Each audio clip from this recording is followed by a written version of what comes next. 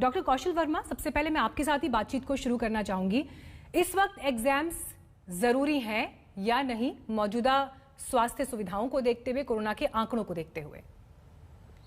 जी, ये एक बड़ी से ट्रिकी सिचुएशन है। इसका एक हाँ या ना में जवाब नहीं हो सकता और इसमें दो तीन चीज़ें बहुत अहम हैं जिनको मैं आपके सामने रखना चाहूँगा।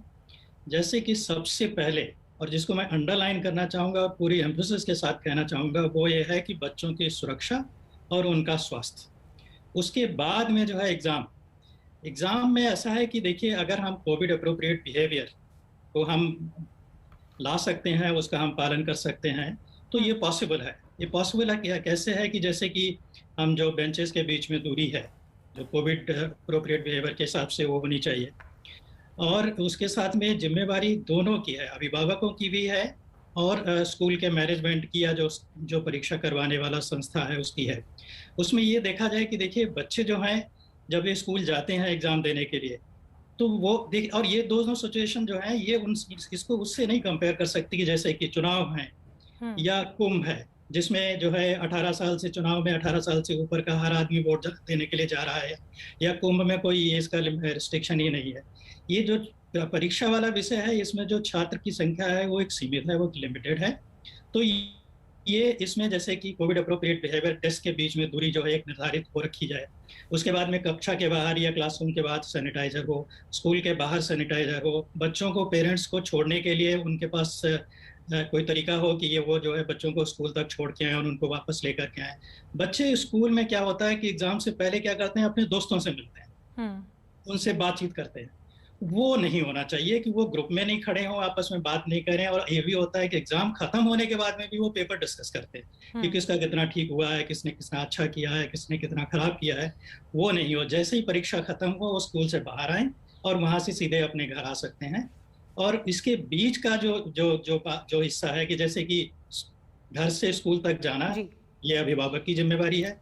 स्कूल में गेट पर छोड़ने के बाद में हाथ सैनिटाइज करें, एक एक करके जो है वो स्कूल के अंदर जाएं। और मुझे लगता है स्कूल के अंदर इतना इंफ्रास्ट्रक्चर है हर स्कूल में कि वो इतनी दूरी बना सकें कि डेस्क के बीच में और बच्चों के बीच में, जिसमें ये पॉसिबल होगा कि वो दूर दूर बैठें, एक दूसरे से बात नहीं करें। डॉक्टर साहब, आप जो सारी बातें कह रहे हैं ये बहुत ही बारीक बिंदु है। सबसे इम्पोर्टेंट ये है कि जो वो मास्क लगाते हैं, वो घर से मास्क को अच्छी तरीके से लगा करके जाएं, उसको बिल्कुल छूना नहीं है जब तक घर वापस नहीं आ जाए। और जैसे बाकी जो है कि हैंड सैनिटाइज करें और सोशल डिस्टेंसिंग है, इसको देखते हुए ये पॉसिबल है। जैसे कि हमारे यहाँ भी डॉक्टर साहब देखिए, आप इस बात का जिक्र कर रहे हैं कि जो कोविड एप्रोप्रिएट बिहेवियर है, जो हम बीते साल से ही सुन रहे हैं, उसका बहुत सख्ती से पालन होना जरूरी है ताकि किसी भी तरह का रिस्क ना हो। लेकिन फिर हम ही लगातार खबरों में ऐसे तमाम केस देश के अलग अलग हिस्सों से देखते हैं जहां पर शादियों के लिए भीड़ उमड़ आती है, जहां भीड़ किसी दुकान के सामने जाकर खड़ी हो जाती है, या कई बार हम देखते हैं हमारे पॉलिटिशियंस भी ऐसे कई कार्यक्रमों में इन्वॉल्व होते हैं जहां पर इस तरह की भीड़ दिखाई देती है और ऐसे नियमों की धज्जियां उड़ रही होती हैं। तो ये नियम बच्चों के केस में कितनी सख्ती से इनका पालन होगा, ये अपने आप में एक चैलेंज तो है ही।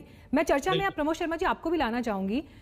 जिन बारीकियों का हम जिक्र कर रहे हैं स्कूल लेवल पर एग्जाम के वक्त पे, क्या इनका पालन इतनी सख्ताई से हो पाएगा? कितना व्यवहारिक है ये?